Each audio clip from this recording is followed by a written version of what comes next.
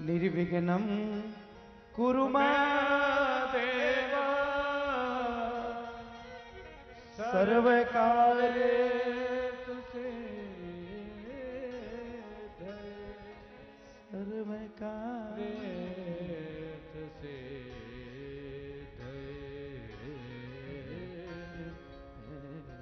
सर्वकार्येषु सिद्धये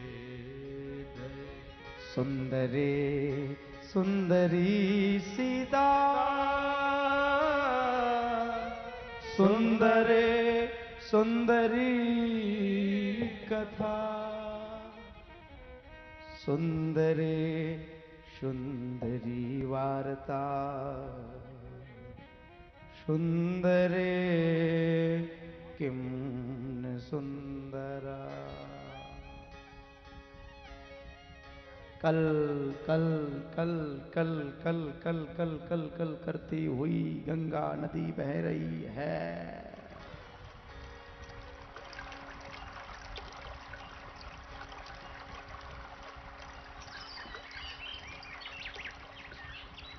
गंगा के किनारे राजऋषि परीक्षित को साथ देने का श्राप लगा। इति लंघित मर्यादा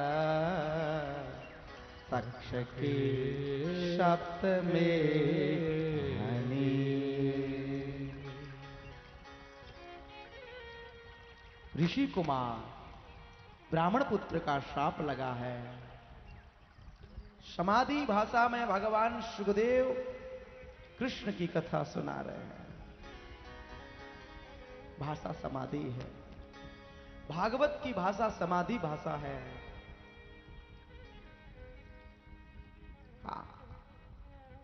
कल सायंकाल की वेला में मैं वर्णन कर रहा था श्री ध्रुवजी महाराज का चरित्र।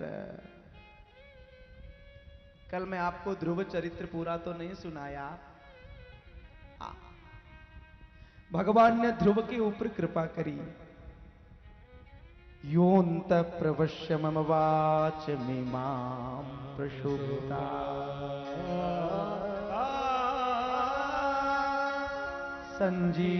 संजीवयत्यखिल शक्तिधरा स्वधा। श्री ध्रुवजी महाराज स्तुति कर रहे हैं। भगवान ने कहा ध्रुव कुछ मांग ले। भगवान ने कहा प्रभु मांगने वाला मेरा काम नहीं है। भगवान कहते वरम ब्रूयम तुम वरदान मांगो। श्री ध्रुव कहते प्रभु ये बिल्कुल आप हमारे सामने ठगी कर रहे हो। कैसे? बोले मांगता वो है जिसके पास में कुछ होता ही नहीं है। सुबह खाया शाम को नहीं, शाम को खाया सुबह नहीं। वो मांगे भले लेकिन मैं मांगने वाला नहीं हूं। मैं तो राजाधिराज महाराज उत्तानपाद का पुत्र हूं। भारत के सम्राट है वो। मांगने की बात कर रहे हो। प्रभु एक बात कह दूं क्या? बोलो। देखो मांगना तो कभी किसी से नहीं चाहिए मेरे बहनों मेरे भाइयों। मैं हर सत्संग में निवेदन करता हूं कभी मत मांगो। मांगने से आत्मबल कमजोर होता है। अच्छा आदत पड़ गई। मालिक इतना दीजिए जामे कुटो समा। मैं भी भूखा ना रहो साधु में भूखा जा। साधु ने भूखा जा। मुझे ऐसा लगता है शायद ध्रुव जी ने कह दिया होगा कि जीव थोड़ी स्तुति करता है। जीव थोड़ी सी आपकी स्तुति करता है आप फौरन प्रसन्न हो जाते हो। आप सामने खड़े हो जाते हो। वरम ब्रूयम वरदान मांगो वरदान मांगो। हाँ।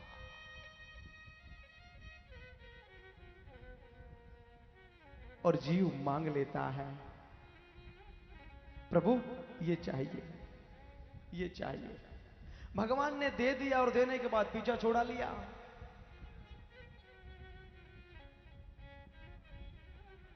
मेरी बहनों से साधारण भाषा में समझाऊं। हाँ, जैसे आज 3:30 बजे छुट्टी हो, कितने बजे होती है? 3, 3:30 होती होगी, 4 बज जाता है। किसी बाजार में दुकानदार के पास में जाओ और एक दुकानदार सेठ को बोलो कि 2 किलो शक्कर दे दे। अब सेठ जी ने महाराज 2 किलो शक्कर दी, आपने 100 की पत्ती दे दी, नोट दे दिया, आप घर आ गए।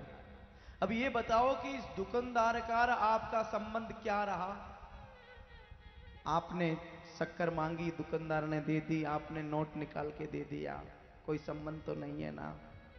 ऐसे हम लोग थोड़ी कथा सुनते हैं, थोड़ा भजन करते हैं, थोड़ा मंदिर जाते हैं और भगवान जब प्रसन्न होते हैं तो मांग लेते हैं, हमको ये चाहिए, एक पोता, एक बंगला, एक गाड़ी, बस यही तो मांगेंगे और क्या मांगेंगे।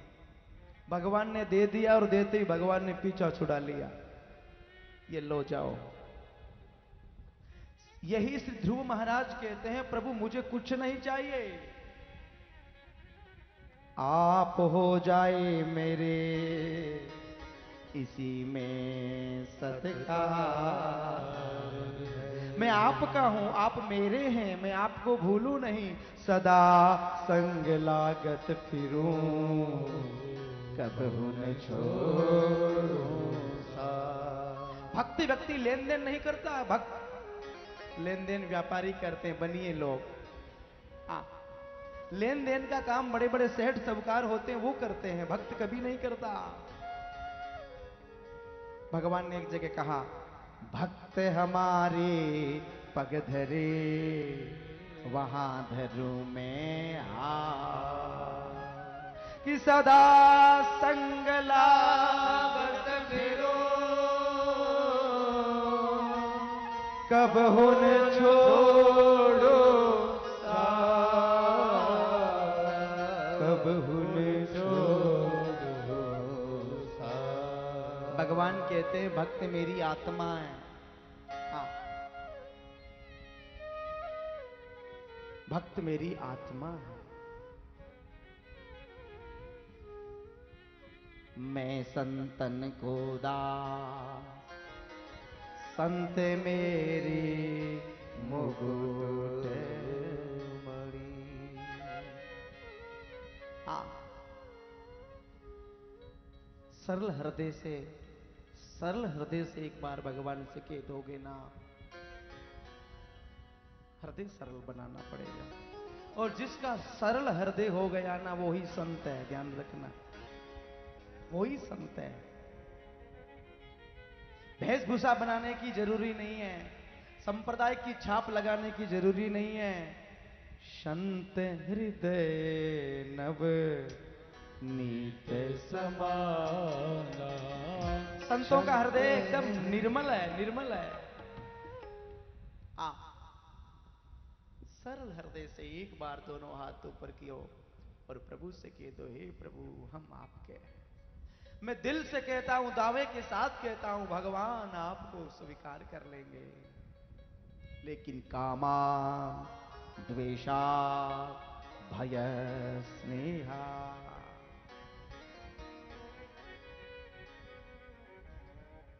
अच्छा आज क्या सुनाऊं, मैं तो ऐसे ही बोलने लग गया।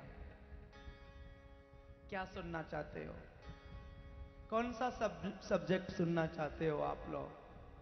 हाँ, मैंने तो ऐसे सच की आगे कि शायद भगवान कृष्ण का जन्म होगा, ऐसे लगे इनको तो। हाँ, पीले पीले कपड़े पहन के आई है तो मैं समझ लेता हूं, जिस दिन पीले कपड़े के पहन के आती है तो समझते ठाकुर जी का जन्म। हाँ, लेकिन हमारी कथाओं में बहुत कम ही ठाकुर जी प्राकट्य होते हैं। हमारी कथा में तो भक्त प्रकट होते हैं। हाँ, भक्त प्रकट होते हैं।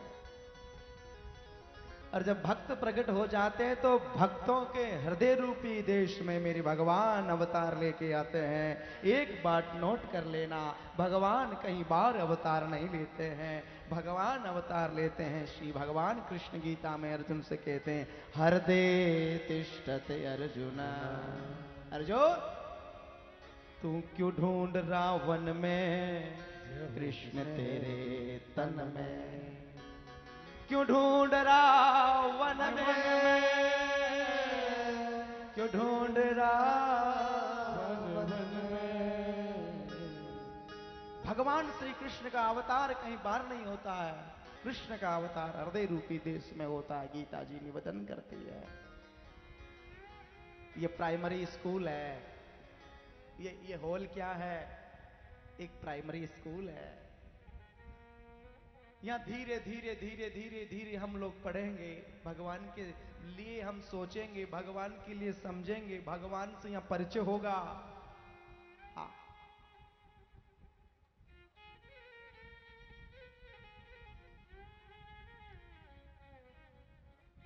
मुझे कोई पूछे कि ठाकुर जी कहां है, मैं उनसे पूछता हूं कि ये बताओ भगवान कहां नहीं है? ऐसी कौन सी जगह है जहां मेरे ठाकुर जी नहीं है? भगवान सब जगह है, मेरे प्रभु सब जगह है। तो कल सायंकाल ध्रुव भगवान के चरित्र आप सुन रहे थे, उसके बाद पंचम स्कंद। अब मैं आपको पंचम स्कंद सुनाऊं तो शाम के 4 बज जाएगी। पंचम स्कंद में बहुत सुंदर सुंदर कथाएं हैं, शायद आप जानते होंगे। पंचम स्कंद में प्रियव्रत का चरित्र है, आग्निद्र का चरित्र है, जड़ भरत की बड़ी सुंदर कथा है, जड़ भरत का प्रसंग। हाँ, हमारे यहां भारत, इस देश में 3 भरत हुए, 3 भरत। और महाराज 3 भरतों के नाम से इस देश का नाम भारतवर्ष पड़ा है। शकुंतला नंदन भरत है, कैकेयी कुमार भरत आप सब लोग जानते हो, और तीसरे नंबर के हमारे श्री जड़ भरत जी महाराज है। जोर से जयकारा बोलिए श्री जड़ भरत जी महाराज की जय। जड़ भरत का प्रसंग, पंचम स्कंद की कथा। हमारे एक बहुत अच्छे राजस्थान के वक्ता है, मैं वक्ता ही नहीं कहता, उनको संत भी बोल सकता हूं, बहुत अच्छे संत है, सींथल पीठाधीश्वर राजादि राज महाराज क्षमा राम जी महाराज श्रीमद् भागवत के पंचम स्कंद की क्या कथा बोलते हैं। अद्भुत कथा। ये पंचम स्कंद में जड़ भरत की कथा है। हम और आप तो 4-5 दिन पहले स्कंद में फंस गए थे सहदेव जी। हमारे यहाँ तो ये पीछे 5 दिन तक प्रथम स्कंद दूसरे स्कंद की कथा चली, इसलिए हम आगे बढ़ नहीं पाए। मेरी इच्छा नहीं थी कि हमें आगे बढ़ना है, लेकिन लोगों ने कहा महाराज जी ठाकुर जी का जन्म होना चाहिए, इसलिए हम आगे आज बढ़ रहे हैं। तो महाराज जड़ भरत का प्रसंग है, और जड़ भरत के पास रहुगण का प्रसंग है। राजा रहुगण की कथा बड़ी सुंदर है, बहुत सुंदर कथा रहुगण की। रहुगण कथा के बाद में खगोल भूगोल का वर्णन है। पंचम स्कंद में क्या ज्योतिष, क्या विज्ञान, क्या राजनीति भरी हुई है, कूट कूट के भरी। इसके बाद 28 प्रकार के नरकों का वर्णन है। 5वें स्कंद में श्रीमद् भागवत में 28 प्रकार के नरक है। ताम्रिश है, रौरव है, महारौरव है, कुंभी पाक है, असिपत्र वन है, झूठी गवाह देने वाला असिपत्र वन नाम के नरक में जाता, कुंभी पाक नरक में जाता है। हिंसा नहीं करनी चाहिए। नरकों की यातना पंचम स्कंद में। सज्जनों, 6ठे स्कंद में सर्वप्रथम अजामिल उपाख्यान है। अजामिल की कथा। अजामिल कैसे कहते हैं? अज कहते माया को, और जो माया से मिलता है उसका नाम अजामिल है। अजया मिलती इति अजामिल। तो मुझे तो ऐसा लगता है वो कौन अजामिल, आप हम सब अजामिल ही तो है। कौन से अजामिल की बात करते हैं, उसको छोड़ो, आप हम सब के सब अजामिल है। क्योंकि हम माया से कोई पार थोड़ी पाया है, हम लोगों ने नहीं पाया। देवी है सा गुणमही मम माया दुरतया। माया से पार पाना बहुत कठिन है, गीता जी है। बड़े बड़े ऋषि, बड़े बड़े महात्मा भी नहीं पा सकते। माया भगवान की है। सज्जनों, उसके बाद में आपसे निवेदन करूं, गुरु हत्या का परिणाम भी है। यह भी बड़ी बहुत सुंदर कथा है। मरुद गुणों की कथा, यह षष्ठम स्कंद में है। सुनाऊं तो 1 महीना लग जाए कलाकार जी, 1 महीना।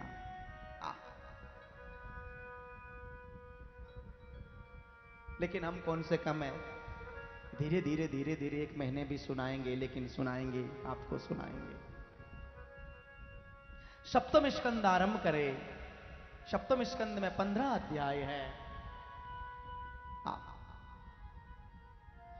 15 अध्यायों में आपसे निवेदन करूं, मनुष्य 5 अध्यायों में मनुष्यों की मिश्र वासनाएं है। अद्भुत भाव है। और प्रहलाद जी महाराज का बड़ा सुंदर इसमें चरित्र है। और सप्तम स्कंद में नरसिंह भगवान की कथा है। क्या अद्भुत कथा श्रीमद् भागवत में। साक्षात भगवान नरसिंह अपने भक्त के लिए अवतार लेके आते हैं। न नर है और न पशु है, और दोनों है और दोनों ही नहीं है। भागवत की कथा अद्भुत कथा है। सज्जनों, 8वें स्कंद की कथा गोपी भाई ने सुनाई थी। परसों में आ रहा था, परसों सुनाई, कल सुनाई। मैं जब यहां पे आ रहा था तो सुना रहे थे।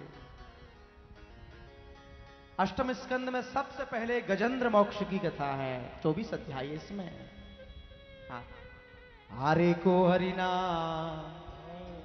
सुनेरी मैंने निर्बल के बलरा।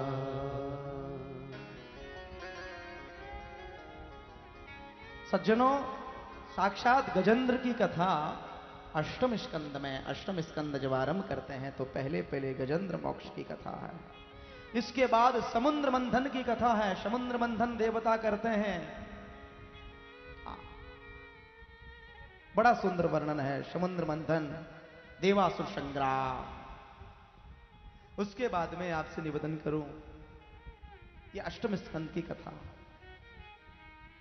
समुद्र मंथन के बाद साक्षात श्री नारायण स्वयं वामन बन के आते हैं। भगवान वामन का अवतार 8वें स्कंद में होता है।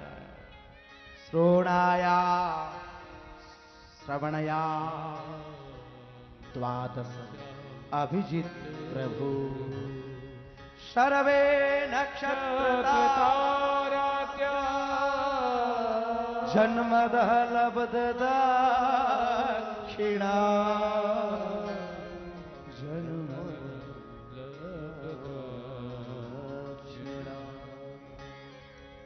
भगवान वामन बन के आते हैं।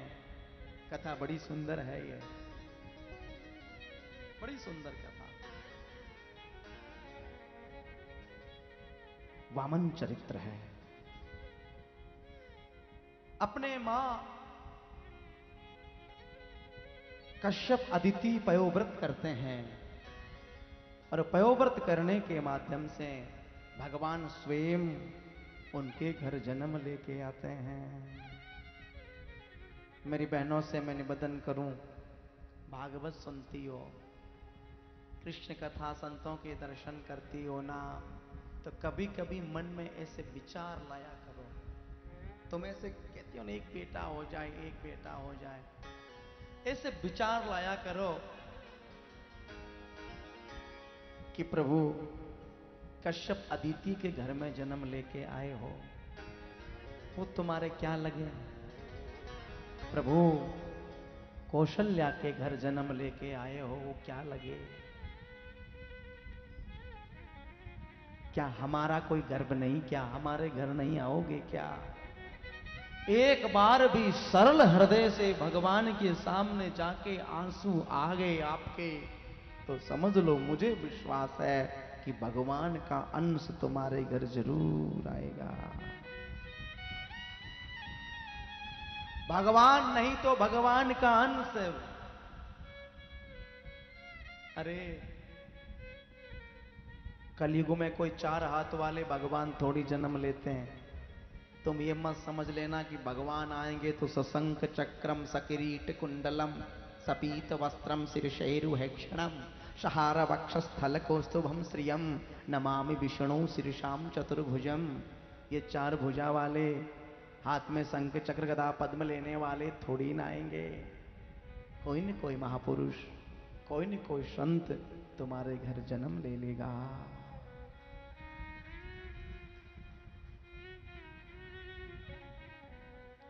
तो मैं निवेदन कर रहा था, भगवान वामन का चरित्र बड़ा अद्भुत चरित्र है, बड़ा ही अद्भुत चरित्र है सज्जनों।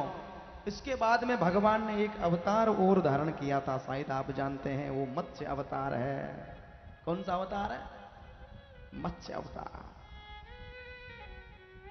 भगवान क्या नहीं बनते। मेरे से एक व्यक्ति ने प्रश्न किया, महाराज जी आप क्या कथा बोलते हो, आप ऐसी कैसी कथा बोलते हो?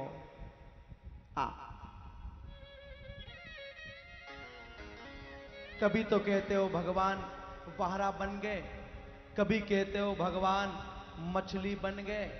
ये कोई कथा है? मैं कहता हूं भगवान क्या नहीं बनते हैं भक्त के लिए।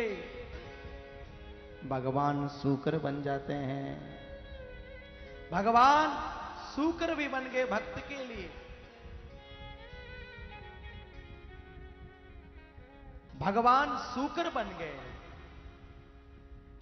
सतगुरुदेव भगवान की जय। सबसे बड़ा है इस दुनिया। हमारे हरियाणा से सुतार साहब पधारे हैं, नरसिंह भाई पधारे हैं। एक बार जोरदार तालियों की सेवा। बहुत बड़े अधिकारी है, लेकिन अधिकारी हम यहां नहीं कहेंगे, यहां तो हमारे भक्त है।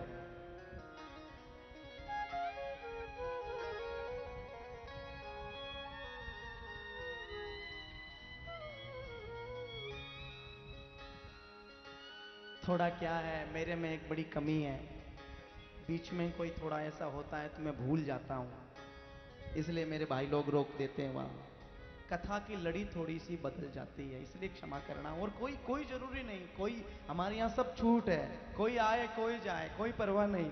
लेकिन जो सब्जेक्ट में बोलता हूं फिर कोई ऊपर आता है तो मैं भूल जाता हूं, इसलिए शायद रोकते हैं।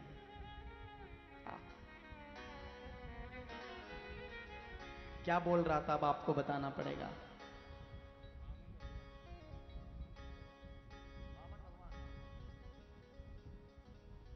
भक्त ने कहा कि महाराज ऐसी कैसी कथा बोलते हो कि भगवान कभी कुछ बन जाते कभी कुछ बन जाते। मैं कहता हूं भगवान भक्त के लिए क्या नहीं बनते हैं, भगवान क्या नहीं बनते हैं। अरे प्रभु तो सूकर बन गए, सूकर। सूकर समझते हो? सूकर, सूकर। एक बात है, परीक्षित ने कहा भगवान सूकर बन जाते हैं, बिल्कुल बनते हैं। तो परीक्षित ने कहा भगवान कुछ भी बने उससे हमें क्या लेना देना है। अरे भाई कुछ भी बने, लेकिन हमें तो भगवान को याद करना है। क्या करना है? याद। भगवान को हर समय हर घड़ी आप याद रखो, कभी भी ऐसा नहीं कि आप भगवान को भूलो मत, याद रखो। मैं तो हर कथा में कहता हूं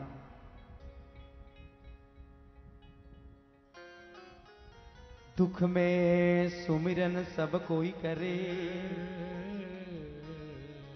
सुख में करे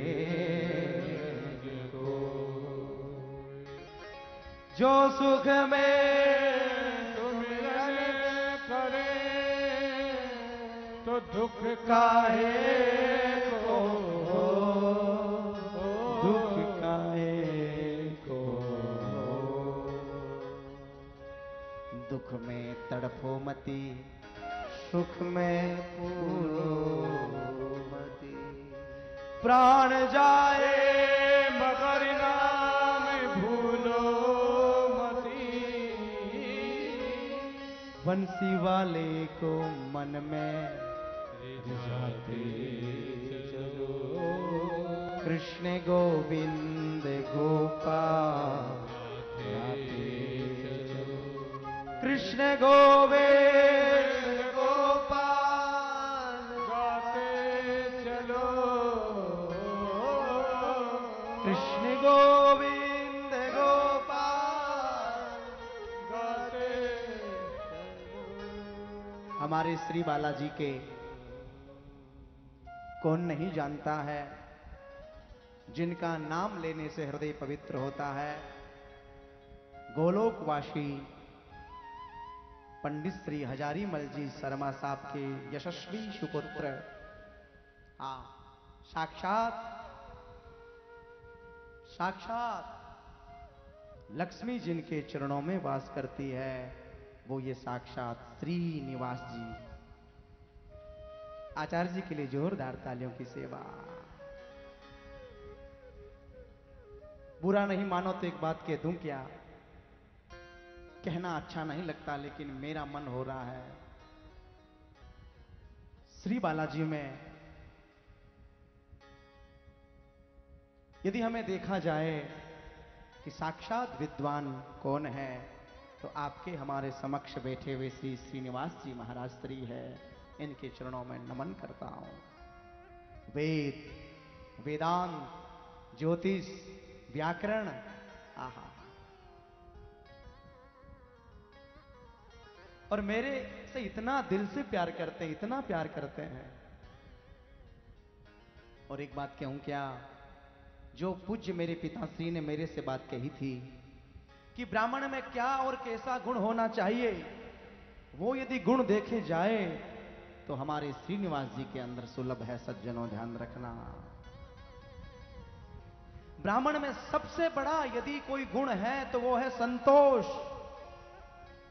और संतोष इनके दिल में है। संतोष इनके दिल में।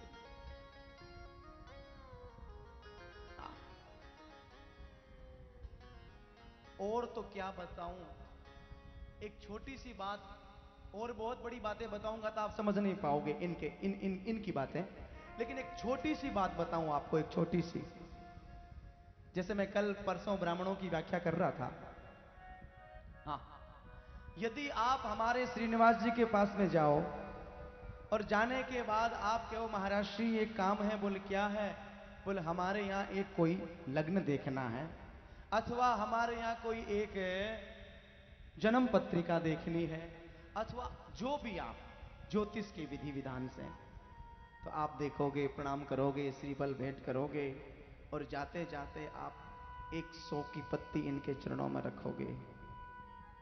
अब जैसे जाते जाते आप 100 की पत्ती एक चरणों में रखोगे तो ये कहेंगे इसका क्या करूं, करूंगा क्या? आप कहोगे नहीं महाराज श्री आप कहीं लगा देना। तो ये क्या करेंगे, उस 100 की पत्ती में से 10-10 के 10 नोट लेंगे, और 10 में से एक 10 का नोट तो महाराज अपने पंचांग में रख लेंगे, और 9 नोट आपको वापस लुटा देंगे। विचार करो, बोलिए 10 रुपए जो है ना, मैं कहीं गैया में अथवा कहीं कोई गरीब ब्राह्मण में या कहीं शिक्षा में ये 10 रुपए में लगा दूंगा, 90 रुपए तुम कहीं लगा देना। धन्य है ब्राह्मण देवता। दुनिया में ऐसा ब्राह्मण नहीं होगा जो 500 की नोट देने के बाद 450 रुपए लौटा दे। मैं दावे के साथ कहता हूं ऐसा कोई ब्राह्मण है तो हमारे श्री बालाजी में है। धन्य है ये।